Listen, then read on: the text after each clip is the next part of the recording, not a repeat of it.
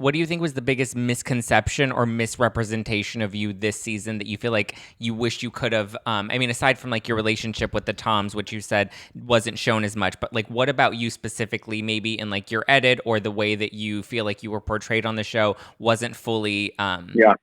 accurate? I think Because you came off a the bit of like a fuck boy and like you didn't really know what you yeah, wanted, and you got a little heat for that too. for sure. And hey, I get that. Like I'm young and I'm working in a bar in nightlife, and I'm like, I'm kind of, this is my first time being single. I've always had a girlfriend since high school. Like I've literally I'm not I was like what's it called?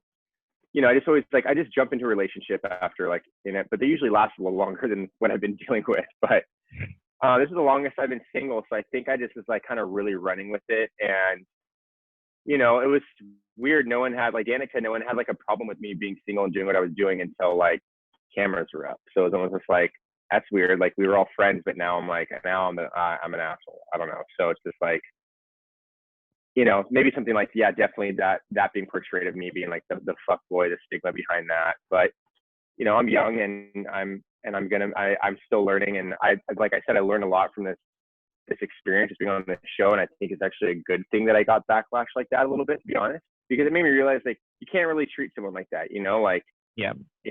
that you got to communicate better, you got to do this and that. It's sometimes like it's a negative turning into a positive essentially. So I just kind of like was like, okay, you know what, I'm hearing you. Like this isn't like I shouldn't be doing that, and I should communicate better, or like do this better. It's just learn from those things.